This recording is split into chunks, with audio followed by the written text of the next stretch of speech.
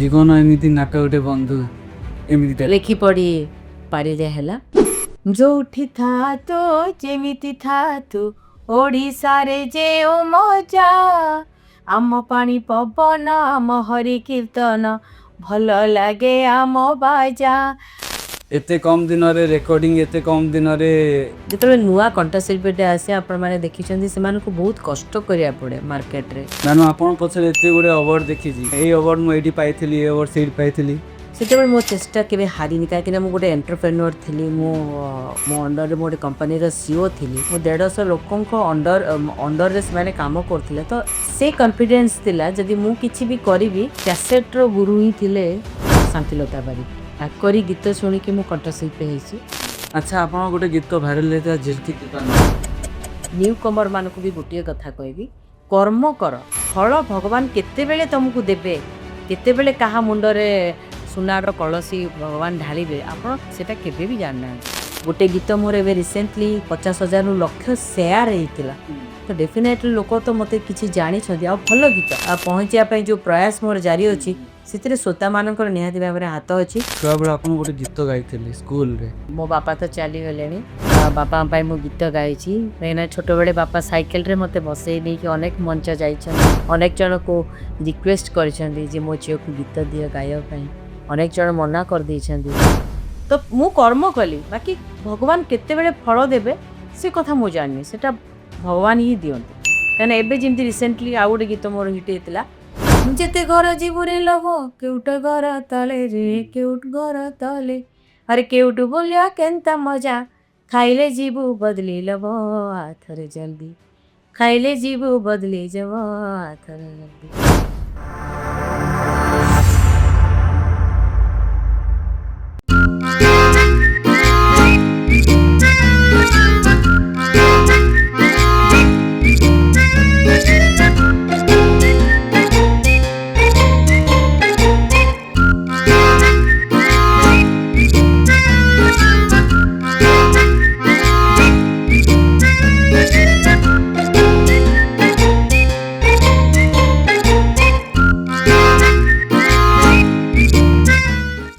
नमस्कार जय जगन्नाथ मु राहुल उड़सा पुलपेन तरफ आज नहीं आसी गोटे एमती गोटे नामी दामी सुंदर कलाकार प्रत्येक गीत रे स्वर प्रत्येक गीत रे म्यूजिक और प्रत्येक गीत रे लेखा से सब गीत हिट और सब गीत भाइरल भजन करछंती आउ ओडिया रो अस्मिता को नेकी केते गुडे गीत बनेछंती मु ओडिया मु साहित्य मु सब किछि से हमर लोकप्रिय कंठशिल्पी तांकर यूट्यूब चैनल अछि सुर वाइब्रेशन जे कि केते गुडे भजन आउ हमर संबलपुरी गीत झिलकी जिपा ननीठू नहीं कि कोरापुटे टोकी जाए सब हिट तांकर से आउ केही नहंती मिस जयसी दल।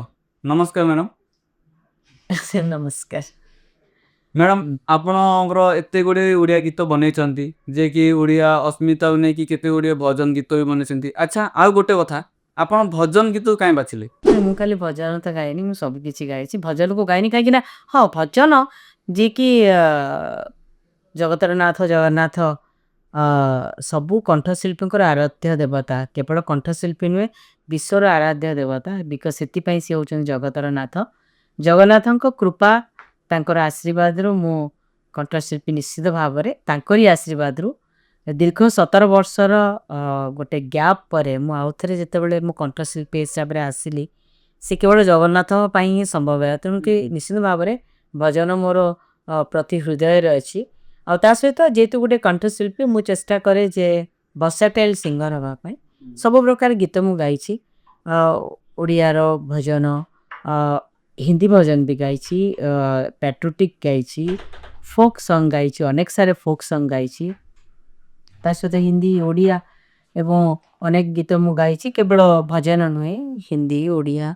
ओडिया रो अस्मिता पई अनेक गीत गाइछि ओडिया रो संस्कृति परंपरा पई अनेक सारे गीत गाइछि ता सहित फोक जिंदि के कोरापुटिया हो संबलपुरिया हो आदिवासी हो जहागर कला संस्कृति रो प्रचार पई अनेक सारे गीत गाइछि ओडिया संस्कृति कला और मो ओडिसा को मु बहुत भल पाए सेति पई मो मोर प्रयास आगु को एमती ही थाए जे भल गीत गाई लोकप्रियता हासिल करिबा जदिओ सहज नुहे कष्ट साध्य तथापि मोर प्रयास जारी अछि। नानु आपण पछरे एते गुडे अवार्ड देखिजी ଏସବୁ ଆୱାର୍ଡ ଦେଖିଲେ ଆପଣଙ୍କୁ ମନେ ପଡ଼େନି ମାନେ ଏଇ ଆୱାର୍ଡ ମୁଁ ଏଇଠି ପାଇଥିଲି, ଏ ଆୱାର୍ଡ ସେଇଠି ପାଇଥିଲି? ଦେଖନ୍ତୁ ସମୟ ଏମିତି ଥିଲା ଯେତେବେଳେ କି ମୁଁ ଦୀର୍ଘ 17 ବର୍ଷ ପରେ ଆଉ ଥରେ ଗୀତ ଗାଇବା ଆରମ୍ଭ କଲି। ମୁଁ ଯେତେବେଳେ ଟିଭିରେ ଇଣ୍ଟରଭ୍ୟୁ ଦେଖେ ମୁଁ ଭାବେ ଯେ ଅନେକ ସାରି ତାଙ୍କର ଚ୍ୟାମ୍ବରରେ ହଉ ଇଏରେ ରଖିଥାନ୍ତି। ମୁଁ ଭାବେ ଏ ଭଗବାନଙ୍କର କେତେ ଆଶୀର୍ବାଦ ଆଙ୍କ ଉପରେ ଅଛି। କାଶ୍ ମୋତେ ବି କେହି ଭଗବାନ ଆଶୀର୍ବାଦ କରନ୍ତି। ଗୋଟେ ତ ମୋ ପାଖରେ ଥାଆନ୍ତା। କିନ୍ତୁ ପ୍ରକୃତରେ ସେଟା ସେଇ ଭଗବାନଙ୍କର ଆଶୀର୍ବାଦ ଯେ ଆଜି ଗୋଟେ ସମ୍ମାନ ମିଳିଲେ ଭାବିବାକୁ ପଡ଼ୁଛି ଯେ ମୋର କାନ୍ଥରେ କୋଉ ଜାଗାରେ ମୁଁ ଲଗେଇବି। କାହିଁକି ନା ଏତେ ଓଡ଼ିଶା ସାରା ଲୋକଙ୍କ ଭଲ ପାଇବା ମିଳିଲା। ଆ, ସେ ଭଲ ପାଇବାକୁ ମୁଁ ହୃଦୟରେ ନିଶ୍ଚିନ୍ତ ରଖିଛି ଏବଂ ଯୋଉ କଷ୍ଟ ଥିଲା ମୋ ଜର୍ଣ୍ଣିର, ଯୋଉ 17 ବର୍ଷର ଜର୍ଣ୍ଣି ମୋର ଗ୍ୟାପ୍ ଥିଲା, ସେ 17 ବର୍ଷକୁ ମୁଁ 10-12 ବର୍ଷ ଭିତରେ ଦିନ ରାତି ପରିଶ୍ରମ କରିକି ମୁଁ କମେଇଛି ଆଉ କଷ୍ଟ କରିଛି। ଶୋଇରେ ଯେମିତି ଶୟନେ ଜାଗରଣେ ସବୁବେଳେ ସେଇ କେବଳ ସଙ୍ଗୀତ ସଙ୍ଗୀତ ସଙ୍ଗୀତ ବିଷୟରେ ହିଁ ଭାବେ ଆଉ ସେଇଟା ଭାବିକି ଆଜି ଲୋକଙ୍କ ହୃଦୟରେ ସ୍ଥାନ ପାଇପାରିଛି। ଏତେ କମ୍ ଦିନରେ ରେକର୍ଡିଂ, ଏତେ କମ୍ ଦିନରେ ଯେତେବେଳେ ନୂଆ କଣ୍ଠଶିଳ୍ପୀଟେ ଆସେ ଆପଣମାନେ ଦେଖିଛନ୍ତି ସେମାନଙ୍କୁ ବହୁତ କଷ୍ଟ କରିବାକୁ ପଡ଼େ ମାର୍କେଟରେ। ତାଙ୍କୁ କେହି ଆକ୍ସେପ୍ଟ କରନ୍ତିନି, ଗ୍ରହଣ କରନ୍ତିନି ଗୀତ ଗାଇବା ପାଇଁ। ଅ, ସେ ସମୟରେ ମୋର ଯେହେତୁ ମୋର ବ୍ୟାକଗ୍ରାଉଣ୍ଡରେ ମୋର ବାପା ଜେଜେ ଅଜା କୌଣସି ପ୍ରକାରର ବି ମୋର ରିଲେସନରେ ଏତେ ବଡ଼ ସଙ୍ଗୀତଜ୍ଞ କେହି ନାହାନ୍ତି। କଷ୍ଟ ବହୁତ ଥିଲା, ପ୍ରତି ମୁହୂର୍ତ୍ତରେ କଷ୍ଟ ଥିଲା। ଲୋକ ସିଙ୍ଗର ବୋଲି ଆକ୍ସେପ୍ଟ କରିବା ବି ସହଜସାଧ୍ୟ ନଥିଲା ମୋ ପ୍ରତି। କାହିଁକିନା ଲୋକମାନେ ବି ଅନେକ ସାରା ଭାବନ୍ତି ଜୟଶ୍ରୀ ଦଳ କିଏ, କିଏ ସେ ଗୀତ ଗାଉଛି ଜୟଶ୍ରୀ ଦଳ। ତ ଏସବୁ ଜିନିଷ ଲୋକଙ୍କ ପାଖରେ ଥିଲା। ତେଣୁକରି ଏମିତି ମୁଁ କହିବିନି ଯେ ମୋତେ ଓଡ଼ିଶା ଓଡ଼ିଶା ଆଜି 4.5 କୋଟି ଲୋକଙ୍କର ରାଜ୍ୟ। ତା ସହିତ ମଧ୍ୟ ଅନେକ ସାରି ଏଇ ଭିତରେ ବହୁତ ବଢ଼ିଯିବଣି 5 କୋଟି 6 କୋଟିର ଲୋକ। 6 କୋଟି ଲୋକ ଯେ ମୋତେ ଦେଖୁଛନ୍ତି ସେ ମୁଁ କେବେ ଆକ୍ସେପ୍ଟ କରିପାରିବିନି କି ମୁଁ କିନ୍ତୁ ହଁ ଲୋକପ୍ରିୟତା ତ ଅଛି କାହିଁକିନା ଅନେକ ସାରି ଗୀତ ମିଲିୟନ ଯାଇଛି। ଅନେକ ସାରି ଗୀତ କମେଣ୍ଟରେ ହଜାର ହଜାର ଲୋକଙ୍କ କମେଣ୍ଟ ମିଳିଛି। ଗୋଟେ ଗୀତ ମୋର ଏବେ ରିସେଣ୍ଟଲି 50,000ରୁ ଲକ୍ଷ ସେୟାର ହେଇଥିଲା। ତ ଡେଫିନେଟଲି ଲୋକ ତ ମୋତେ କିଛି ଜାଣିଛନ୍ତି ଆଉ ଭଲ ଗୀତ ଗାଇକି ଲୋକଙ୍କ ପାଖରେ ପହଞ୍ଚିବା ପାଇଁ ଯେଉଁ ପ୍ରୟାସ ମୋର ଜାରି ଅଛି ସେଥିରେ ଶ୍ରୋତାମାନଙ୍କର ନିହାତି ଭାବରେ ହାତ ଅଛି।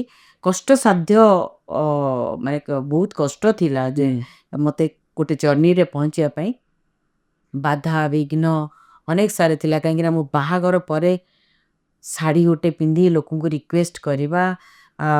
ଗୋଟେ ମୋ ଫ୍ୟାମିଲି ବିଲଙ୍ଗ କରେ ଗୋଟେ କନଜରଭେଟିଭ ଫ୍ୟାମିଲି, ଗୋଟେ ହାଇ ପ୍ରୋଫାଇଲ୍ ଫ୍ୟାମିଲି। ସେଇ ପ୍ରୋଫାଇଲ୍ ଭିତରେ ମୁଁ ନିଜକୁ ଗୋଟେ ସଙ୍ଗୀତଜ୍ଞ ବା କଣ୍ଠଶିଳ୍ପୀ ହିସାବରେ ଏଷ୍ଟାବ୍ଲିଶ କରିବା it is too difficult for me.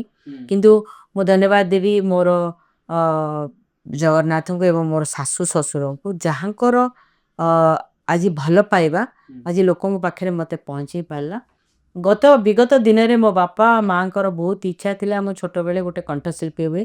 କିନ୍ତୁ ମୁଁ ଥିଲି ମାଲକାନଗିରି ଜିଲ୍ଲା ଯେଉଁଟାକି ଉପାନ୍ତ ଏରିଆ। ସେଠି କୌଣସି ପ୍ରକାର ସୁବିଧା ନଥାଏ ଗୋଟେ କଣ୍ଠଶିଳ୍ପୀ ବା ଗୋଟେ ଶିଳ୍ପୀ ପାଇଁ, ଗୋଟେ ଆର୍ଟିଷ୍ଟ ପାଇଁ। କିନ୍ତୁ ବାପାଙ୍କ ଇଚ୍ଛା ସେମିତି ଇଚ୍ଛାରେ ରହିଯାଇଥିଲା। କିନ୍ତୁ ଯେଉଁ ସ୍ୱପ୍ନ ବାପା ମୋର ଦେଖିଥିଲେ ସେ ସ୍ୱପ୍ନକୁ ମୁଁ ବାହାଘର ପରେ ମୋ ପରିବାର, ମୋ ଶ୍ୱଶୁର ଘର ପରିବାର, ଇଭିନ୍ ମୋ ସ୍ୱାମୀ ବି ତାଙ୍କ ସହଯୋଗରେ ଆଜି କିଛି କରିବା ପାଇଁ ସାହସ ମିଳିଲା। ଏବଂ ଯେତେବେଳେ ମୁଁ ଦେଖିଲି ଯେ ମୋତେ କଣ୍ଠଶିଳ୍ପୀ ହିସାବରେ କେହି ଆକ୍ସେପ୍ଟ କରିପାରୁନାହାନ୍ତି ସେତେବେଳେ ମୋ ଚେଷ୍ଟା କେବେ ହାରିନି କାହିଁକିନା ମୁଁ ଗୋଟେ ଏଣ୍ଟରପ୍ରେନ୍ୟୁଅର୍ ଥିଲି। ମୁଁ ମୋ ଅଣ୍ଡରରେ ମୁଁ ଗୋଟେ କମ୍ପାନୀର CEO ଥିଲି। ମୁଁ 150 ଲୋକଙ୍କ ଅଣ୍ଡରରେ ସେମାନେ କାମ କରୁଥିଲେ। ତ ସେ କନଫିଡେନ୍ସ ଥିଲା ଯଦି ମୁଁ କିଛି ବି କରିବି ଆଇ କ୍ୟାନ୍ ହ୍ୟାଣ୍ଡେଲ୍ ଏଭ୍ରିଥିଙ୍ଗ। ସେ କନଫିଡେନ୍ସ ମୋ ପାଖେ ଥିଲା। ତ ମୁଁ ଚେଷ୍ଟା କଲି ମୋତେ କେହି ଗୀତ ଗାଇବାକୁ ନ ଦିଅନ୍ତୁ ମୁଁ କାହିଁକି ମୋ କ୍ୟାରିୟର ମୁଁ ନିଜେ କାହିଁକି ବନେଇବିନି। ଯଦି ଜଗନ୍ନାଥଙ୍କର ଆଶୀର୍ବାଦ ଅଛି ମୋ ନିଜ କ୍ୟାରିୟର ମୁଁ ନିଜେ ବନେଇ ପାରିବି। ସହଯୋଗ ଆପଣମାନଙ୍କର ଦରକାର। ତ ମୁଁ ନିଜେ ଷ୍ଟୁଡ଼ିଓ ବନେଇଲି। ଯେତେବେଳେ ମୋତେ କେହି ଡାକିଲେନି କାହିଁକିନା ମୁଁ ଜଣେ ଏତେ ବର୍ଷ ପରେ ଆସିବ ଜଣେ ପ୍ରୋଫାଇଲ୍ ଦେଖେଇବ ମୋର ତ ପ୍ରୋଫାଇଲ୍ ହିଁ କିଛି ନଥିଲା। ତ ମୁଁ କାହାକୁ କହିବି ଯେ ମୁଁ ଏଇ ଗୀତ ଗାଇଛି ସେଇ ଗୀତ ଗାଇଛି it is too difficult for me. ତ ମୁଁ ନିଜେ ତାପରେ ମୁଁ ନିଜ ପ୍ରୋଫାଇଲ୍ ବନେଇଲି। ଆଉ ସମସ୍ତଙ୍କୁ ବି କହିବି ଯଦି କାହାର ଇଚ୍ଛା ଶକ୍ତି ଅଛି ଗୀତ ଗାଇବା ପାଇଁ make your profile your self. ଆପଣଙ୍କ ପାଇଁ କେହି ବନେଇବେନି। ଆପଣ ସମୟ ଥିଲା ଲୋକଙ୍କୁ ଘରୁ ଡାକିକି ଲୋକମାନେ ଗୀତ ଗାଇବା ପାଇଁ ପ୍ରୋତ୍ସାହନ ଦଉଥିଲେ, ନାଚିବା ପାଇଁ କହୁଥିଲେ, କିନ୍ତୁ ସମୟ ବଦଳି ଯାଇଛି। ଆପଣ ସୋ ମେନି ଆର୍ଟିଷ୍ଟ ହିୟର, ଆପଣ ଘରେ ଘରେ ବର୍ତ୍ତମାନ ସଙ୍ଗୀତଜ୍ଞ ଅଛନ୍ତି, ଘରେ ଘରେ କଣ୍ଠଶିଳ୍ପୀ ଅଛନ୍ତି। ତ ଆପଣଙ୍କ ପ୍ରୋଫାଇଲ କେହି ତିଆରି କରିବେନି, ଆପଣଙ୍କ ପ୍ରୋଫାଇଲ ଆପଣ ନିଜେ ତିଆରି କରିବାକୁ ପଡ଼ିବ। ସେ ପ୍ରଚେଷ୍ଟା ଯଦି ଜାରି ରହିଲା, ଆପଣଙ୍କର କଷ୍ଟ ଯଦି ଜାରି ରହିଲା, ଆପଣଙ୍କର ସାଧନା ଯଦି ଜାରି ରହିଲା, ଆପଣ ଡେଫିନେଟଲି ଆପଣଙ୍କ ଯେଉଁ ଗୋଲ୍, ସେ ଗୋଲ୍ରେ ଆପଣ ପହଞ୍ଚି ପାରିବେ। ଆଚ୍ଛା, ଆପଣଙ୍କର ଏମିତି କୋଉ ଗୀତ ଅଛି ସୁପର ଡୁପର ହିଟ୍ ଅଛି? ଦେଖନ୍ତୁ, ଲୋକଙ୍କ ହୃଦୟରେ ଫାଷ୍ଟ ଅଫ୍ ଅଲ୍ ଯଦି ଭଜନ ହିସାବରେ ଦେଖିବ, ମୋର କ୍ୟାସେଟ୍ର ଗୁରୁ ହିଁ ଥିଲେ ଶାନ୍ତିଲତା ବାରିକ। ତାଙ୍କରି ଗୀତ ଶୁଣିକି ମୁଁ କଣ୍ଠଶିଳ୍ପୀ ହେଇଛି। କେଉଁଠି ନା କେଉଁଠି ଯେତେବେଳେ ମୁଁ ଗୀତ ଗାଏ ଶାନ୍ତିଲତା ବାରିକଙ୍କ, ଲୋକଙ୍କ ହୃଦୟରେ, ଲୋକଙ୍କ ଶ୍ରୋତା ଯେଉଁମାନେ ଥାଆନ୍ତି, ସେମାନେ ମୋତେ କୁହନ୍ତି ଶାନ୍ତିଲତା ବାରିକଙ୍କ ଆୱାଜଟା। ତ ସେଇଠି ମା ତ ନାହାନ୍ତି, ଚାଲିଗଲେଣି, ବହୁତ ଭଲ ପାଉଥିଲେ ସେ ମୋତେ। ଯଦି ଲୋକଙ୍କ ଲୋକପ୍ରିୟତା ହିସାବରେ ଦେଖିବେ, ଜୀବନ ଏମିତି ଏକ ନାଟକ, ସେ ଗୀତକ ସାରା ପୃଥିବୀର ଲୋକମାନେ, ଓଡ଼ିଆ ଲୋକମାନେ ଯେଉଁମାନେ ବୁଝିପାରୁଛନ୍ତି ସଂସ୍କୃତି, ଯେଉଁମାନେ ବୁଝିପାରୁଛନ୍ତି ଜୀବନକୁ, ସମସ୍ତେ ଭଲ ପାଇବା ଦେଇଛନ୍ତି। ଜୀବନ ଏମିତି ନାଟକ ଗୋଟେ ବନ୍ଧୁ, ଏମିତି ଲେଖି ପଢ଼ି ପାରିଲେ ହେଲା। ସେ ଗୀତଟି ମୁଁ ଆପଣଙ୍କ ପାଇଁ 2 ଲାଇନ୍ ଗାଇବି। ଜୀବନ ଏମିତି ନାଟକଟେ ବନ୍ଧୁ, ଲେଖି ପଢ଼ି ବୁଝି ପାରିଲେ ହେଲା। 2 ଦିନ ପାଇଁକି ଦୁନିଆ ମଞ୍ଚରେ ଅଭିନୟ ଚାଲେ, ସକାଳ ସଞ୍ଜରେ ଅଭିନୟ ସରିଗଲେ କଥା ସରିଲା।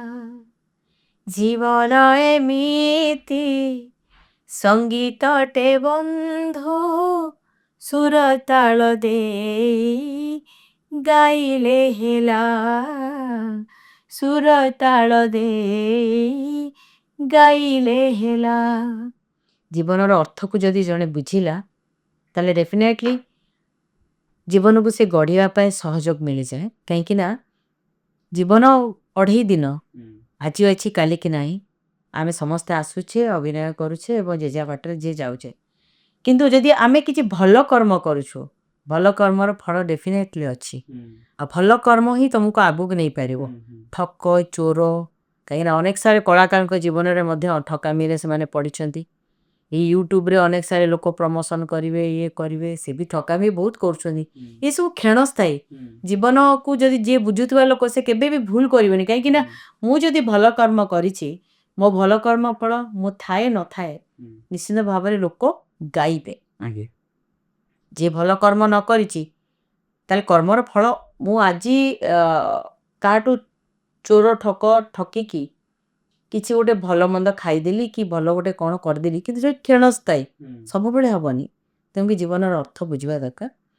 ଆଉ ଅନେକ ସାରା ଗୀତ ଭିତରେ ଲେ ବୋଲ, ଖୋସା ତଲେ ମଲ୍ଲି ଫୁଲ, ଝିଲିକି ଯିପା ନନି ମୁଇଁ କୋରାପୁଟିଆନି ଟୋକି, ମୁଁ ଓଡ଼ିଆ ଘରର ଝିଅ, ମୋତେ ଚାଟଶାଳୀ ପାଠ 208 ପଢ଼େଇବ କିଏକୁ, ଯେଉଁ ଗୀତକୁ ଲୋକଙ୍କ ଭଲ ପାଇବା, ମିଲିୟନ ଲୋକଙ୍କ ଭଲ ପାଇବା ମିଳିଛି।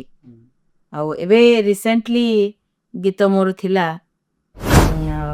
ଯୋଉଠି ଥା ତୁ ଯେମିତି ଥା, ଓଡ଼ିଶାରେ ଯେଉଁ ମଜା, ଆମ ପାଣି ପବନ, ଆମ ହରି କୀର୍ତ୍ତନ, ଭଲ ଲାଗେ ଆମ ବାଜା। ଆମ ଗୀତ ନାଚ ମିଠା ମିଠା, ଆମ କଥା ଭାଷା ମିଠା ମିଠା, ଆମ ଡାକ ହାକ ମିଠା, ଆମ ବୋଉ ଡାକ ମିଠା, ଆମ ବାପା ଡାକ ମିଠା, ଆମ ସମ୍ପର୍କଟା ଭାରି ମିଠା, ଆମ ଭାଇଚାରା ଭାରି ମିଠା, ମୋ ସଂସ୍କୃତିଟା ଭାରି ମିଠା।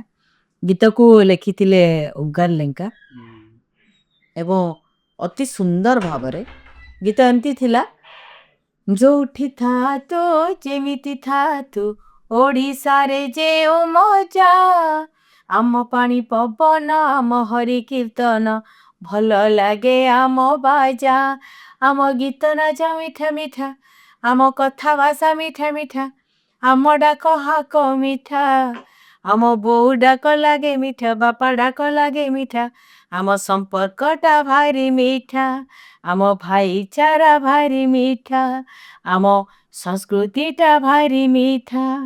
ଯଦି ଆପଣ ଜଣେ ଓଡ଼ିଆ ହେଇଥିବେ, ଆପଣ ଯୋଉଠି ବି ଥାଆନ୍ତୁ, ନିଶ୍ଚିତ ମନେ ପଡ଼ିବ ମୋ ଦଶହରା କେମିତି ଥିଲା, ମୋ ଜଗନ୍ନାଥ କେମିତି ଅଛନ୍ତି, मो रसगोला केमती मीठा मो आरिसा काकारा केमती मीठा गीत सारा आपण ओडिया संस्कृति परंपरार मिठारे मु प्रेजेंट करिछि आउ म्यूजिक मध्य मोर थिला कंपोजिशन मु करथिली आउ चेष्टा करिछि जेंती माने मो ओडिया को ओडिया हिसाब रे हमें जेंती निज को गर्व करिवा ओडिया हिसाब रे मोर संस्कृति को मु निहाती मन रखिबी आउ जोठी भी थाए सेही प्रयास रे ही काहे आमे अनेक सारे लोक जेतेबेले जणे जाउची फॉरेन जाउची जणे ओडिसा बाहर को जाइची सेतेबेले से घरे मध्य कथा होचन से माने हिंदी रे इंग्लिश रे कथा होचंदी किंतु अनेक जगह भी देखा जाइची जेतेबेले से माने किए अछि बेंगलोर रे किए अछि जो मानकर तांकर राज्य सेटा तो सेमाने तांको भाषा को भूली नांदी सेमाने तांकरी भाषा रे कथा होते सेमाने मे भी जानिथिबे हिंदी मे भी जानिथिबे इंग्लिश किंतु सेमाने तांको भाषा रे कथा होती बट आमे कोन करूना अनेक समय रे आमे भाबु जे मु ओडिया रे कथा हेले सेमाने भाबिबे जे किछि जानिनी हाँ मो परिचय से नुहे कहीं मु जो पानी पवन रे बढ़ी मो परिवार कहीं ओडिशा गोटे मोर परिवार ओडिशा मोर माटी मो संस्कृति मो परंपरा जहाँ को नहीं कि मु गर्व करे तो मु केबे ओडिया कहया को इंग्लिश कौन कही दिए ता अर्थ नुहे जे मो मो भाषा को भूली जीवी मो घरे आमे घरे मध्य कथा हो मो मो झील को हो बा मोर परिवार रिलेटेड लोक मान सहित मु एया ही कथा हे ओडिया रे कथा हो ओडिया रे बिकॉज आमे आमे जो निज माँ को भूली जीवा ताले माउसी केबे तो माँ होबनी ना तो माँ को जदि भूली जीवा ताले निश्चित भाव रे आम निजर लोक आमठू दूरे जीवे एथिरे संदेह नाही तेणुक आम परंपरा आम संस्कृति आम पई सब बेले महान तार रक्षणाबेक्षण आम निहाती भाव रे दायित्व अछि सेही दायित्व पाई एई गीत मु लॉन्च करिछि जोठी भी थाओ ओडिशा रो परंपरा आम संस्कृति आम आरिसा हो आम पिठा हो सब बेले मीठा मीठा से हिसाब रे एई गीतटी मु लॉन्च करिछि अच्छा मैडम आपण बर्तमान मैरिज कर सारिछंती आपण गोटे झील अच्छी फैमिली हस्बैंड आपण एती स्ट्रगल भितर माने एई सब समय केमी दे पारछंती देखो से होची परिवार परिवार को आपण जेंती जेंती देखंतु आपण निजको संभाळुछंती तो से हिसाब रे मु निजको सेटल करे सेतिरे मो स्वामींकर सहयोग रुए सेतिरे संधान इवन मो झीर भी सहयोग रुए काहेकि मो जे तक बुझाए आज मु रही पारिबिनी आज तते एतिकी करिवार अछि तू एइटा ही खाइदबु तो सपोर्ट मिले सेतिकी ता सहित मोर जो स्टाफ मो सहित जो माने अटैच मो स्टूडियो सहित मो परिवार सहित कलाकार हिसाब रे होंतु बा टेक्निकल स्टाफ हिसाब रे होंतु they are equal to my brother और they are equal to my family member they also support me too much तांकर भी सेही सपोर्ट रहे मो पाए सेति पाए मो परिवार को तांको भी मो भाबे मो परिवार सदस्य सेति पाए स्टूडियो चलेबा सहित यूट्यूब को बुझीबा सहित मोर प्रोग्राम हो मोर लाइफ स्टेज गुड़ा जिते भी हो सब जाक मु मैनेज कर पारे केवल सी जो मीठा मीठा बंधन रे आमे बांधी हेचु सेटा ही केवल मुख्य उद्देश्य बसु एमती केतरा प्रोग्राम करछंती देखो मु केबे प्रोग्राम रे छोटो बड़ देखेनी मु देखे जे मते केते लोक भल पाउछंदी ना यदि ओडिया सांस्कृतिक बंचिया पे जो अनेक सारे आपण जेति के अवार्ड भी मते मिलिछि ये सब केवल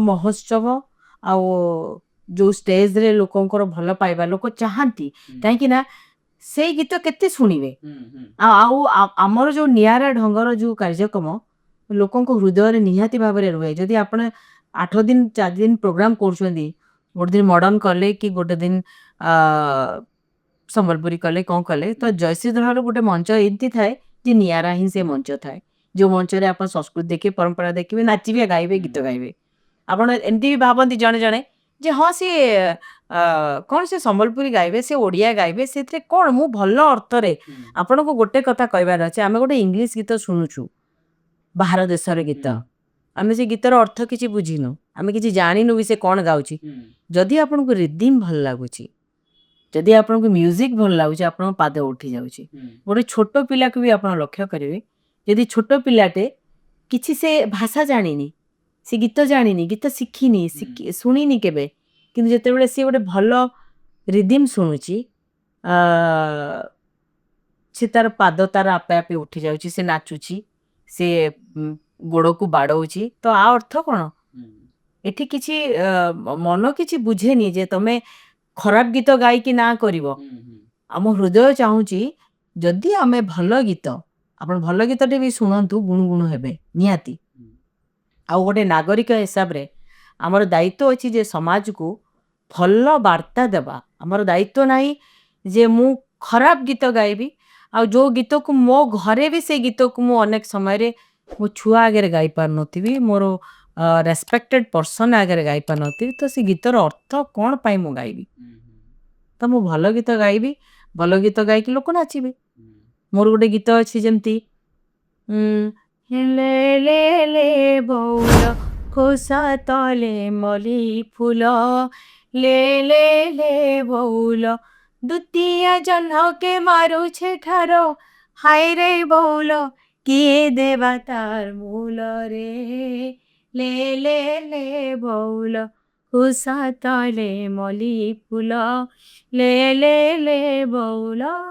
ତ ଏଠି କିଛି ନାହିଁ, ଏଠି କିଛି ଲେ ଲେ ଲେ ବଉଳ ୟାର ଅର୍ଥ ଏମିତି କିଛି ନାହିଁ, କିନ୍ତୁ ମୋ ଭାଷା ଶୈଳୀ ଯେଉଁ ଗୀତକୁ ଏମାନେ ଲେଖିଛନ୍ତି ଏବଂ ତାକୁ ଗାଇଥିଲେ ବିଭୂତି ପଟ୍ଟନାୟକ ବିଗତ ଦିନରେ, ନିହାତି ଭାବରେ ସେମାନେ କିଛି ଚିନ୍ତା କରିଥିଲେ ଯେଉଁ ଗୀତ ଲୋକଙ୍କ ହୃଦୟରେ କେମିତି ରହୁଛି। ଆପଣ କୁହନ୍ତୁ, ଆଜିକା ଡେଟ୍ରେ ଅନେକ ଫାଲତୁ ଗୀତ ଆସୁଛି, ତାକୁ କ'ଣ ପରପିଢ଼ି ମନେ ରଖିପାରିବ? କେବେ ବି ମନେ ରଖିପାରିବନି। ତେଣୁକରି ଆମ ଦାୟିତ୍ୱ ହେଉଛି ଆମେ ଭଲ ଗୀତ ସମାଜକୁ ଦେବା। ସମାଜକୁ ଭିକାରୀ ବଳ ଅନେକ ସାରି ଛାପ ଛାଡ଼ି ଯାଇଛନ୍ତି, ଯେଉଁ ଗୀତକୁ ଏବେ ବି ଶୁଣିଲେ ଆମ ଲୋମ ଟାଙ୍କୁରି ଯାଉଛି। ଜଗନ୍ନାଥ ସଂସ୍କୃତି ପାଇଁ ସେ ଗାଇଥିଲେ। ଶାନ୍ତିଲତା ବାରିକ ଅନେକ ଗୀତ ଗାଇ ଦେଇଛନ୍ତି, ଏବେ ବି ଶୁଣିଲେ ଆମେ ଜଗନ୍ନାଥଙ୍କ ପାଖକୁ କୋଉଠି ନା କୋଉଠି ଚାଲିଯିବା। ତେଣୁକରି ସେଇ ଦାୟିତ୍ୱ ଆମର ରହିବା ଦରକାର। ଆଉ ଯଦି ସେକୁ ଆମେ ଭୁଲିଯିବା ତାହେଲେ ଆମେ ଓଡ଼ିଆ ବୋଲି ନିଜକୁ କେବେ ବି କହିପାରିବାନି। ଆଉ ଆପଣ ଦେଖିବେ ମାର୍କେଟକୁ ଯାଉଛନ୍ତି, ମାର୍କେଟକୁ ଗଲାବେଳେ ଆପଣ ସେଠି ଦେଶୀ ଜିନିଷ ଖୋଜୁଛନ୍ତି, ତ ଦେଶୀ ଜିନିଷର ସବୁବେଳେ ଆଦର ରହିଛି। ବିଦେଶୀ ଆମ ପହଚାନ ନୁହେଁ, ଆମ ଦେଶୀ ହିଁ ଆମ ପହଚାନ। ଏବେ ବି ଦେଖନ୍ତୁ, ମୋ ମାଟିର ସମ୍ବଲପୁରୀ ବସ୍ତ୍ର, ମୋ ମାଟିର ଯେଉଁ ପାଟ, ଅନେକ ସାରେ ଯେଉଁ ପାଟ, ତାକୁ ଏବେ ବି ଲୋକଙ୍କ ଲୋକପ୍ରିୟତା ଶୀର୍ଷରେ ସେ ଅଛି। ତେଣୁକରି ଆମ ମାଟିର ବାସ୍ନା ଚାରିଆଡ଼େ ମହକୁଛି। ଯଦି ଆମେ ଆମ ମାଟିକୁ ନ ଚିହ୍ନିକି ଆମେ ମାନେ ଯେମିତି ପଡ଼ିଶା ଘରର ଇଏକୁ ପ୍ରଚାର କରିବା, ତାହେଲେ ମୁଁ ଭାବେନି ଏଇଟା ଆମର ଗୋଟେ ଦାୟିତ୍ୱ। ହଁ ଠିକ୍ ଅଛି, ପିନ୍ଧିବା ଶୈଳୀ ସବୁବେଳେ ଅଲଗା ରହେ, କିନ୍ତୁ ତା ମାନେ ନୁହେଁ ଆଧୁନିକର ସ୍ପର୍ଶରେ। ଆଧୁନିକତା ଏଇଟା କହିନି ଯେ ଆମେ ଛୋଟ ବସ୍ତ୍ର ପିନ୍ଧିବା, ଆମେ ସର୍ଟସ୍ ପିନ୍ଧିବା, ଆମେ ଆଧୁନିକ ଏକୁ ନୁହେଁ। ତୁମର ବିଚାରଧାରା କ'ଣ ରହୁଛି? କାହିଁକିନା ଲୋକ ଯାଇକି ମହାକାଶରେ ପହଞ୍ଚି ପାରୁଛନ୍ତି, ବିଚାରଧାରା ସେଇ ହିସାବରେ ଅଛି। ପେହଚାନ ବନେଇବା ପାଇଁ ଆପଣଙ୍କୁ ଭଲ ଜିନିଷ କରିବାକୁ ପଡ଼ିବ। ଧୀରେ ଧୀରେ ଲୋକଙ୍କ ମନରେ ଭାଇରାଲ ହବା ଆଉ ପହଚାନ କରିବା ଜୟଶ୍ରୀ ଧଳ ଏତେ କମ୍ ଦିନରେ, କମ୍ ଇଏରେ, ୟାର ରହସ୍ୟଟା କ'ଣ? ହଁ ଦେଖନ୍ତୁ, ବହୁତ କଷ୍ଟ ଥିଲା ନୋ ଡାଉଟ୍ ଧୀରେ ଧୀରେ ପହଞ୍ଚିବା ପାଇଁ, ଆଉ ରାପିଡ଼ଲି ପହଞ୍ଚିବା ପାଇଁ। କାହିଁକିନା ବିଗତ 10-12 ବର୍ଷ ଭିତରେ ମିନିମମ୍ ଫଲୋଅର୍ସ ୟୁଟ୍ୟୁବ୍ ଫେସବୁକ୍ ହେଇକି nearly 1 million. That is not so easy. କିନ୍ତୁ ଏଇଆ ଥିଲା ଯେ ଯେତେବେଳେ ଲୋକ ଆଧୁନିକର ସ୍ପର୍ଶରେ ଯାଉଥିଲେ, ମୁଁ ଚେଷ୍ଟା କରୁଥିଲି ଯେ ମୁଁ କିଛି ଭିନ୍ନ କରିବି। ଯେହେତୁ ମୁଁ ଗୋଟେ ବୋହୂ ଥିଲି, ମୁଁ ତ ଆଉ ମାନେ ଅଲଗା ନୃତ୍ୟ ସଙ୍ଗୀତରେ ନିଜକୁ ସାମିଲ କରିପାରିବିନି। ତ ମୁଁ ଏମିତି ଗୀତ ଗାଇକି ଯେଉଁ ଗୀତରେ ଯେମିତି ମୋ ଓଡ଼ିଆ ଘରର ଝିଅଲୋ, ମୋତେ ଚାଟଶାଳୀ ପାଠ 2-4 ପଢ଼େଇବ କିଏ କୁହ, ମୋ ଓଡ଼ିଆ ଘରର ଝିଅଲୋ, ମୋତେ ମଧୁବର୍ଣ୍ଣ ବୋଧ ଗୀତା ଭାଗବତ ପଢ଼େଇବ କିଏ କୁହ, 12 ମାସରେ 13 ଯାତରା ଦୋଳ ଦଶରା ପାଳେ, ସଜବାଜରେ ରଜ ମଉଜ ଦୋଳିରେ ବସି ଖେଳେ, ମୁଁ ଆଉ କାହା ପରି ନୁହଁ, ମୁଁ ବେଣୀରେ ବାନ୍ଧିଛି ଗଜରା ଫୁଲ, ମୁଁ ବାସ ଛାଡ଼େ ମହ ମହ। ଯେଉଁ ଗୀତରେ ଓଡ଼ିଆର ବାସ୍ନା ଥିବ, ତ ଅଟୋମେଟିକ୍ ଯଦି ମୋତେ ଦେଶୀ ମାଛ ଭଲ ଲାଗୁଛି, ଯଦି ମୋତେ ଦେଶୀ କୁକୁଡ଼ା ଭଲ ଲାଗୁଛି, ଯଦି ମୋତେ ଦେଶୀ ପରିବା ଭଲ ଲାଗୁଛି, ତ ମୋ ଦେଶୀ ଜିନିଷର ପ୍ରଚାର କାହିଁ ନ କରିବି? ତ ଦେଶୀ ଜିନିଷର ପ୍ରଚାରରେ ଆଜି 10-12 ବର୍ଷ ଭିତରେ ଅଳ୍ପ ଦିନରେ ଜୟଶ୍ରୀ ଧଳକୁ ତ ଲୋକ ଅନେକ ସାରା ଚିହ୍ନି ଗଲେ।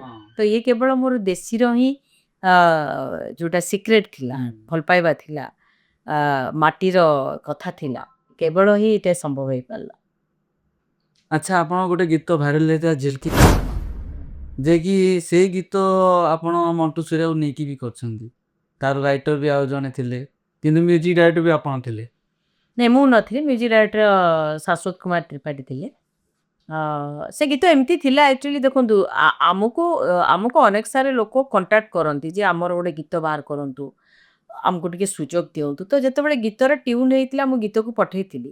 ଦେଖନ୍ତୁ କଳା ଚୋରି କରିବା ଆପଣ ଭାବିନେ ମୁଁ କାହା ଦୋଷ ଦେବିନି, ଗୀତ ସେ ଅକ୍ଷୟ ସାମଲିଆ ଲେଖନ୍ତୁ ବା ସେ ହାଡ଼ୁ ଭାଇ ଜଣକ ଲେଖନ୍ତୁ, ଯିଏ ବି ଲେଖନ୍ତୁ, ମୋ ପାଖରେ ସେ ଖବର ନଥିଲା। ମୋତେ ଯିଏ ଗୀତ ଦେଲା ମୁଁ ତାଙ୍କ ନାଁ ଲେଖିଲି। ତ ମୁଁ ଏତିକି ନିଜସ୍ୱ ଗୋଟେ ଅନୁଭବରୁ ମୁଁ କହିବି ଯେ କଳାକୁ ଚୋରି କରିବା ସମ୍ପୂର୍ଣ୍ଣ ଭାବେ ମା ସରସ୍ୱତୀଙ୍କୁ ଗୋଇଠା ମାରିବା। ଯଦି ଜଣେ କଳା ଚୋରି କଲା, ସେ ଅକ୍ଷୟ ସାମଲିଆ ଚୋରି କରନ୍ତୁ ବା ହାଡ଼ୁ ଭାଇ ଚୋରି କରନ୍ତୁ, କିଏ ମୁଁ ଜାଣିନି। ତ ମୋତେ ଯିଏ ଗୀତ ଦେଲା ମୁଁ ତାଙ୍କ ନାଁ ଲେଖିଥିଲି। ଆଉ କଳା ଚୋରି କରିବା ନିଶ୍ଚିତ ଭାବରେ ସରସ୍ୱତୀଙ୍କୁ ଗୋଇଠା ମାରିବା, ତେଣୁକରି ତା ଦଣ୍ଡ ସିଏ ପାଇବ। ଆଉ ମୁଁ ନିରପେକ୍ଷ ତଦନ୍ତ ଯଦି କରିବି, ମୋତେ ଯିଏ ଗୀତ ଦେଇଥିଲା ମୁଁ ତା ନାଁ ଲେଖିଥିଲି, ତ ମୋର ଏଥିରେ କୌଣସି ପ୍ରକାର ଭୁଲ ନଥିଲା। ହେଲେ ଝିଲ୍କି ଚିପା ନନୀରେ ଆପଣ ଯେତେବେଳେ ଗାଇଲେ ଗୀତଟା, ସେଇ ଟ୍ୟାଗ୍ ଲାଇନ୍ଟା ହିଟ୍ ଲିଷ୍ଟ ହବ ବୋଲି ଭାବିଥିଲି ନା, ମୁଁ କୌଣସି ଗୀତ, ସବୁଠୁ ବଡ଼ କଥା ମୁଁ ନ୍ୟୁ କମର ମାନଙ୍କୁ ବି ଗୋଟିଏ କଥା କହିବି, କର୍ମ କର, ଫଳ ଭଗବାନ କେତେବେଳେ ତମକୁ ଦେବେ, କେତେବେଳେ କାହା ମୁଣ୍ଡରେ ସୁନାର କଳସୀ ଭଗବାନ ଢାଳିବେ, ଆପଣ ସେଟା କେବେ ବି ଜାଣିନାହାନ୍ତି। ଆମେ କର୍ମ କରି ଚାଲିବା। ମୁଁ କିଛି ଭାବିନି ଯେ ମୋର ଗୋଟେ ଗୀତ ମିଲିୟନ ଛୁଇଁଲାନି ତା ମାନେ ଯେ ସେ ଗୀତ ଭଲ ନୁହେଁ, ସେମିତି ମୁଁ କେବେ ଭାବିନି। ମୁଁ ଜଷ୍ଟ ମୋ କର୍ମ କଲି। ମୁଁ ଭଲ ମାନେ ଗୋଟିଏ ଗୀତ ବେଳୁ ସେ ଗୀତ ମୁଁ ଚେଷ୍ଟା କରେ ଯେ କେତେ ଦୂର ମୁଁ ତାକୁ ଭଲ କରିପାରିବି, କେତେ ଭିଉ ହେଲେ ଦ୍ୟାଟ୍ ଡଜ୍ ନଟ୍ ମିନ୍ ଯେ ମୋ ପାଇଁ ସେଟା ଗୋଟେ ବଡ଼ ଇସ୍ୟୁ ଦେଖେ। ମୁଁ ଦେଖେ ଯେ କେତେ ଦୂର ମୁଁ ତାକୁ ପ୍ରଚାର କରିପାରିବି, କେତେ ଦୂର ମୁଁ ଲୋକଙ୍କ ପାଖରେ ପହଞ୍ଚିବା ପାଇଁ ଚେଷ୍ଟା କରିବି। ତ ମୁଁ କର୍ମ କଲି, ବାକି ଭଗବାନ କେତେବେଳେ ଫଳ ଦେବେ ସେ କଥା ମୁଁ ଜାଣିନି, ସେଟା ଭଗବାନ ହିଁ ଦିଅନ୍ତି। କାହିଁକିନା ଏବେ ଯେମିତି ରିସେଣ୍ଟଲି ଆଉ ଗୋଟେ ଗୀତ ମୋର ହିଟ୍ ହେଇଥିଲା, ଯେତେ ଘର ଯିବୁରେ ଲଭ କେଉଟ ଘର ତଳେ ରେ, କେଉଟ ଘର ତଳେ, ଆରେ କେଉଟ ବୋଲିଆ କେନ୍ତା ମଜା, ଖାଇଲେ ଯିବୁ ବଦଲି ଲବ ଆଥରେ ଜଲ୍ଦି, ଖାଇଲେ ଯିବୁ ବଦଲି যাব ଆଥରେ ଜଲ୍ଦି। ରାମ ନାମ ଦେଇଥିଲେ ବିଜ୍ଞାନୀ କୈବର୍ତ୍ୟ, କେଉଟର ଲୁଗା ହେସି ନୀଳ ଚକ୍ର ନେତ, ଜହିଁ ଯିବୁ ସଂସ୍କୃତିର ଜହିଁ ଯିବୁ, ଆରେ ଜହିଁ ଯିବୁ ସଂସ୍କୃତିର ବାସ୍ନା ଯିବ ଚଟି ଲବ ଆଥରେ ଜଲ୍ଦି, ଖାଇଲେ ଯିବୁ ବଦଲି ଲବ ଆଥରେ ଜଲ୍ଦି। ମୁଁ କେବେ ଭାବିନଥିଲି, ମୁଁ ଯେତେବେଳେ ଯେଉଁ ଗୀତ କରେ ମୁଁ ତାକୁ ପାରୁ ପର୍ଯ୍ୟନ୍ତ ଚେଷ୍ଟା କରେ ଯେ ମୋର କେତେ ଦୂର ସକ୍ସେସ୍ ରହିବ। ମୁଁ କେବେ ଭାବିନି ଯେ ମୁଁ ଏଇ ଗୀତ କଲି, ଏଇ ଗୀତଟା ମୋର କାହିଁକି ଗଲାନି, ଚେଷ୍ଟା କରେ କାହିଁକି ଗଲାନି, କେଉଁଠି କମି ରହିଲା ଚେଷ୍ଟା କରେ, କିନ୍ତୁ ପ୍ରତି ଗୀତକୁ ମୁଁ ଚେଷ୍ଟା କରେ ଯେ ଲୋକଙ୍କ ପାଖରେ ପହଞ୍ଚୁ, ଭଲ ଗୀତ ହଉ, ଲୋକ ଗୀତକୁ ଭଲ ପାଆନ୍ତୁ। ଭିଉ ନଗଲା ସେଟା ମୁଁ ଜାଣିନଥିଲି। ଏଇଟା ମୋର ଏଇ ଯେଉଁ ରିସେଣ୍ଟଲି ଯେତେ ଘର ଯିବୁରେ ଲବ ଅନ୍ ଆନ୍ ଆଭରେଜ ଇନଷ୍ଟାଗ୍ରାମରେ 10 ମିଲିୟନ ପ୍ଲସ୍ କ୍ରସ୍ ହେଇଛି। ତ ମୁଁ କେବେ ଭାବିନଥିଲି, କିନ୍ତୁ ମୁଁ ମୋ କର୍ମ କରିଥିଲି, ମୁଁ ମୋ କର୍ମ କଲି, ସେଟା ଲୋକମାନେ କେତେବେଳେ ଫଳ ଦେବେ ସେଟା ମୁଁ ଜାଣିନି। ଆଚ୍ଛା ଏମିତି ଆପଣ ୟୁଟ୍ୟୁବରେ କେତେ ଟଙ୍କା କମେଇ ଦେଉଛନ୍ତି ସୁର ଭାଇବ୍ରେସନ ଚ୍ୟାନେଲରେ? ଦେଖନ୍ତୁ ବିଭିନ୍ନ ପ୍ରକାର ଅଛି, ୟୁଟ୍ୟୁବ OTT ଏମିତି ହେଇକି ଲକ୍ଷ ଟଙ୍କା ଏମିତି ହେଇଯାଏ, କିନ୍ତୁ ଖର୍ଚ୍ଚ ବି ବହୁତ କରିବାକୁ ପଡ଼େ। ଆଉ ତା ସହିତ ଆମର ପ୍ରୟାସ ଜାରି ରହେ ଯେ ଲୋକଙ୍କୁ ଭଲ ପାଇବା ମିଳୁଛି, ସେଇଟା ହିଁ ବହୁତ ହି ବଡ଼ କଥା। ଆଉ ମୁଁ ମିଛରେ କହିପାରିବିନି ଯେ ମୋତେ 5 ଲକ୍ଷ ମିଳେ, 2 ଲକ୍ଷ ମିଳେ, 3 ଲକ୍ଷ ମିଳେ, ନାଇଁ, ଲୋକଙ୍କୁ ଭଲ ପାଇବା ଦ୍ୟାଟ୍ ଇଜ୍ ମୋର୍ ଦ୍ୟାନ୍ କୋଟି। ତେଣୁକରି ସେଥିରେ କିଛି, କାହିଁକିନା ମୋ ପାଖରେ ଯଦି ଭାତ ଖାଇବାକୁ ଅଛି, ଭାତ ଡାଲି ଶାଗ ଅଛି, ଖାଇବା ପାଇଁ ଖାଇବା ଅଛି, ଲୋକଙ୍କୁ ଭଲ ପାଇବା ମିଶିଲେ ମୋତେ ଅମୃତ କରିକି ଲାଗେ। ତେଣୁକରି ସେଇଟା ହିଁ ମୋ ପାଇଁ ବଡ଼, ସେଟା ପଇସାଠୁ ଅଧିକ ବଡ଼। ସେଥିପାଇଁ ୟୁଟ୍ୟୁବ୍ର ଇନକମ୍ ଯେତିକି ବଡ଼ ନୁହେଁ, ମୋର ୟୁଟ୍ୟୁବ୍ ଲୋକଙ୍କ ପାଖରେ ପହଞ୍ଚଉଛି ଗୀତ ସେଇଟା ମୋ ପାଇଁ ବହୁତ ବଡ଼। ଆଉ ଗୋଟେ କଥା ମ୍ୟାଡ଼ାମ୍, ଯେତେବେଳେ ଛୁଆବେଳେ ଆପଣ ଗୋଟେ ଗୀତ ଗାଇଥିଲେ ସ୍କୁଲରେ, ସେତେବେଳେ ଆପଣ ବାପା ଦେଖିକି କହିଥିଲେ ନା ଝିଅ ମୋର କିଛି ସ୍ୱପ୍ନ ପୁରା କରିବ, ଯେ ତାଙ୍କର ଯୋଉ ଇଚ୍ଛା ଆଶାଟା ଆପଣ ଏତିକି ବାଟ ଯେ ଆଣିଲେ, ତଥାପି ମଧ୍ୟ ବି ଆପଣ ବାପାଙ୍କୁ ଖୋଜୁଛନ୍ତି ମନରେ। ନିଶ୍ଚିତ ଭାବରେ ମୋ ବାପା ତ ଚାଲିଗଲେଣି। ବାପାଙ୍କ ପାଇଁ ମୁଁ ଗୀତ ଗାଇଛି କାହିଁକିନା ଛୋଟବେଳେ ବାପା ସାଇକେଲରେ ମୋତେ ବସେଇ ନେଇକି ଅନେକ ମଞ୍ଚ ଯାଇଛନ୍ତି, ଅନେକ ଜଣକୁ ରିକ୍ୱେଷ୍ଟ କରିଛନ୍ତି ଯେ ମୋ ଝିଅକୁ ଗୀତ ଦିଅ ଗାଇବା ପାଇଁ, ଅନେକ ଜଣ ମନା କରିଦେଇଛନ୍ତି, ଆଉ ଅନେକ ଜଣ ରାତି ସାରା ବସେଇକି ଗୀତ ଦେଇନାହାନ୍ତି। ସେ ଯେଉଁ ମୋ ବାପାଙ୍କର କଷ୍ଟ ଥିଲା ମନରେ, ସେଇ କଷ୍ଟକୁ ମୁଁ ଫିଲ୍ଅପ୍ କରିବା ପାଇଁ ମୋ ଜର୍ଣ୍ଣି ଆରମ୍ଭ ହୋଇଥିଲା 2011-12ରୁ। ଆଉ ପଛକୁ ଫେରିକି ଦେଖିନି କାହିଁକିନା ସେତେବେଳେ ମୁଁ ଛୋଟ ଥିଲି। ମୁଁ ଯଦି ଷ୍ଟୁଡ଼ିଓ କଥା କହିବି ଘରେ ମୋତେ ରାଗିବେ। ଆଉ ସବୁଠୁ ବଡ଼ କଥା ହେଉଛି ମାନେ ଏଥିରେ ମୋତେ ସାଥ ଦେଇଥିଲେ ମୋ ହଜବ୍ୟାଣ୍ଡ। ଆଉ ମୋ ବାପା ସେତେବେଳେ ଚାଲି ଯାଇଥିଲେ। ମୋ ବାପାଙ୍କ ପାଇଁ ଗୋଟେ ଗୀତ ଗାଇଥିଲି, ଆକାଶ ଠାରୁ ବିଶାଳ ହୃଦୟ ଯାହାର, ସାଗର ଠାରୁ ଗଭୀର ମନଟି କାହାର। ଆଉ ଗୋଟେ ମ୍ୟାଡ଼ାମ୍ ଗୋଟେ କଥା, ଆପଣ ତ ଯିବେ ଯିବେ, କିନ୍ତୁ ଆଉ ଗୋଟେ କଥା କହି ପଳାନ୍ତୁ। ଓଡ଼ିଆ ଅସ୍ମିତା ପାଇଁ ଏତେ ଗୁଡ଼ିଏ ଗୀତ ଗାଇଲେ, ଲୋକଙ୍କ ମନରେ ଏତେ ଗୁଡ଼ିଏ ଓଡ଼ିଆ ଗୀତର ମାନେ ଓଡ଼ିଆର ପହଚାନ କ'ଣ, ମୁଁ ଓଡ଼ିଆ କ'ଣ, ଓଡ଼ିଆ ମାଟି କ'ଣ, ଓଡ଼ିଆ ପରିଚୟ କ'ଣ ସବୁ ଦେଖେଇଲେ। ଏଇଟା ଆଉ ଟିକେ ମାନେ କେତେ ଏମିତି ଭାଇରାଲ୍ କରିବେ ଯେ କି ଲୋକଙ୍କୁ ଆହୁରି ମନେ ଛୁଇଁବ। ଭାଇରାଲ୍ ତ ଆପଣ କରିବେ। ଦେଖନ୍ତୁ, ଆ, ଆମର ଦାୟିତ୍ୱ ରହିବା ଦରକାର। ଗୋଟେ ଜିନିଷ ହେଉଛି ଆମେ ଯେମିତି କହିଲି, ଆ, ସବୁ ଲୋକ ମହୋତ୍ସବ କରିବେ, କଳା ସଂସ୍କୃତିର ପ୍ରଚାର ପାଇଁ ମହୋତ୍ସବ କରାଯାଉଛି ବୋଲି ପ୍ରଚାର ପ୍ରସାର କରିବେ। ସମସ୍ତେ ନିଜ ମାଟି ପାଇଁ ଗର୍ବ ବୋଲି, ମୋ ମାଟି ପାଇଁ ମୁଁ ଏତିକି କରୁଛି ବୋଲି ଗର୍ବ କରିବେ। କିନ୍ତୁ ଯେତେବେଳେ ଯେଉଁଠି ଓଡ଼ିଶୀ ନାଚ, ଓଡ଼ିଶୀ ନୃତ୍ୟ ସାରା ବିଶ୍ୱରେ ଗୋଟେ ଖ୍ୟାତି ଅର୍ଜନ କରିପାରୁଛି, ଭଜନ ଗାଇକି ଲୋକ କେତେ ନାଁ କରିଛନ୍ତି। ହଁ, ମୋ ପାଇଁ ବି ପଇସା ରୁହେ, नो डाउट, ଯେ ମୁଁ ମନା କରୁନି, କିନ୍ତୁ ସେଠି ଚର୍ଚ୍ଚା ଅଧିକ ଥାଏ। ଯେଉଁମାନେ ସଂସ୍କୃତିକୁ ଅପଭ୍ରଂଶ କରନ୍ତି ସେମାନଙ୍କ ପାଇଁ ଗୋଟେ ସ୍ପେଶାଲ ବଜେଟ୍ ଥାଏ, କିନ୍ତୁ ଯେଉଁମାନେ ସଂସ୍କୃତିର ପ୍ରଚାର କରନ୍ତି ସେମାନେ ଦରକାର ପଡ଼ିଲେ ଓଡ଼ିଶୀ ଶିଳ୍ପୀ ଗୋଟେ 15-20 ଜଣଙ୍କୁ ନେଇଥିବେ, ତାଙ୍କୁ କହିବେ 5,000 ଟଙ୍କାରେ କରିଦିଅନ୍ତୁ, ଗାଡ଼ି ଭଡ଼ାଟା ଦେଇଦେଉଛୁ। ତ ଏଇଠି ମୋ ଓଡ଼ିଶା କେତେ ଆଗରେ ଅଛି। ସଂସ୍କୃତିର ପ୍ରଚାର କିଏ କରୁଛି? ମହୋତ୍ସବ ଖାଲି ଗୋଟେ ବାହାନା ହୁଏ। ମ୍ୟାଡ଼ାମ୍, ମୁଁ ଆପଣ ଏଣ୍ଟ୍ରିଟା ଦେଖିଥିଲି। ଯେତେବେଳେ ଆପଣ ଏଣ୍ଟ୍ରି କରନ୍ତି ସେତେବେଳେ ମୋତେ ନିଜକୁ ଲାଗେ ହଁ ମୁଁ ନିଜେ ଓଡ଼ିଶାରେ ଅଛି, ମୋର ନିଜର ଏହା ଭାଷା, ମୋର ଏହା ପରିଚୟ, ମୁଁ ଏହା ମାନେ ଏମିତି ମୋତେ ଫିଲ୍ ହୁଏ। ହେଲେ ଲୋକଙ୍କ ମନରେ ସେୟା ବି ଫିଲ୍ ହୁଏ। ହଁ, ନିଶ୍ଚିତ ଭାବରେ ଲୋକଙ୍କ ପାଖରେ ଆମେ ଯଦି ଭଲ ଜିନିଷ ପହଞ୍ଚାଇବା ଲୋକଙ୍କୁ ଫିଲ୍ ହେବ। ତାମାନେ ମୋତେ ଏତିକି ସମ୍ମାନ ମିଳିଲା କେଉଁମାନେ ଦେଇଛନ୍ତି? ଓଡ଼ିଶାକୁ ଭଲ ପାଉଥିବା ଲୋକମାନେ ହିଁ ଦେଇଛନ୍ତି ଆମକୁ। ମୋତେ ଯଦି ମୋ ଘରେ ଯଦି ଗୋଟେ ସମ୍ମାନ ରଖିବା ପାଇଁ ଆଉ ଜାଗା ନେଇ ଏତେ ଲୋକ ଭଲ ପାଇବା ଦେଇଛନ୍ତି, ତ କିଛି ଲୋକ ତ ଓଡ଼ିଶାକୁ ଭଲ ପାଉଛନ୍ତି ନିଶ୍ଚିତ ଭାବରେ। ତାମାନେ ଭଲ ପାଉନାହାନ୍ତି ବୋଲି ଆମେ କହିପାରିବାନି। ଆଚ୍ଛା, ଆପଣ ଚାହିଁଲେ ବି ତ ଫିଲ୍ମ ଗୀତ ବି ଗାଇ ପାରିଥାନ୍ତେ।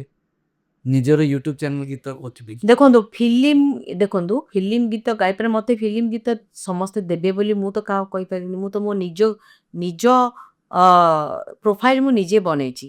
ଆଉ ଫିଲ୍ମରେ ବହୁତ କମ୍ ଲୋକ ହିଁ ସ୍ଥାନ ପାଆନ୍ତି ବୋଲିବା ପାଇଁ। ତେଣୁକରି ମୁଁ ସେ ବିଷୟରେ କିଛି ଭାବୁନି, ବା ମୋତେ କିଏ ଦବ ବୋଲି ମୁଁ ଭାବିନି ବି। ହେଇଥାଇପାରେ ମୁଁ ତାଙ୍କ ପସନ୍ଦରେ ଆସିପାରୁନି, ସେଥିପାଇଁ ମୋତେ ଦେଇନାହାନ୍ତି, କି ସେଟା ପାଇଁ ମୋତେ ସମୟ ଆଉ ଅଲଗା କିଛି ଗୀତ ଗାଇବା ପାଇଁ କିଛି ସମୟ ଆଉ ଦରକାର, ମୁଁ ସେ ବିଷୟରେ ବି ଜାଣିନି। କିନ୍ତୁ କେବେ ନା କେବେ ମନରେ ଏକଥା ବି ଆସେ, ଯଦି ଓଡ଼ିଶା ଲୋକମାନେ ଓଡ଼ିଆ ଫିଲ୍ମର ଚର୍ଚ୍ଚା ଭିତରେ ଏତେ ତଳକୁ ଖସି ଯାଉଛନ୍ତି, ଓଡ଼ିଆ ଫିଲ୍ମକୁ ଏବେ ବି ଫିଲ୍ମ ମିଳୁନି ଗୀତ ଗାଇବା ପାଇଁ, ଓଡ଼ିଆ ଫିଲ୍ମ ଏବେ ବି ଲୋକ ଗ୍ରହଣ କରିପାରୁନାହାନ୍ତି, ତ ମୁଁ ମୋ ଗୀତ ପଛରେ ପଡ଼ିବି। ମୁଁ କାହିଁକି ଫିଲ୍ମ ବିଷୟ ପାଇଁ ଏତେ ଭାବିବି? କାହିଁକିନା ଆମ ପ୍ରୋଫାଇଲ୍ ଆମକୁ ନିଜେ ବନେଇବାର ଅଛି। ହଉ, ତ ଆଜିର ପଡ଼କାଷ୍ଟ ମୁଁ ଏଇଠି ରଖିବି। ମ୍ୟାଡ଼ାମ୍ ବର୍ତ୍ତମାନ ପରେ ସେ ତାଙ୍କର ଗୁଡ଼ାଏ ପ୍ରୋଗ୍ରାମ୍ ରଖିଛନ୍ତି, କ'ଣ ରଖିଛନ୍ତି ମୁଁ ତ କହିପାରିବିନି। ସେ ତାଙ୍କ ଲାଇଫ୍ରେ ବହୁତ ବିଜି, ବହୁତ ବ୍ୟସ୍ତ, କାରଣ ସେ ତାଙ୍କର ଗୀତ ବି ନିଜେ ବନାନ୍ତି, ଗୀତ ବି ନିଜେ ଲେଖନ୍ତି ପ୍ଲସ୍ କିଛି ଷ୍ଟାଫ୍ ମାନଙ୍କୁ ନେଇକି ବି କିଛି କାମ ବି କରିଦିଅନ୍ତି। ତାହେଲେ ମ୍ୟାଡ଼ାମ୍ ରହିଲି ନମସ୍କାର। ନମସ୍କାର, ନମସ୍କାର, ଜୟ ଜଗନ୍ନାଥ।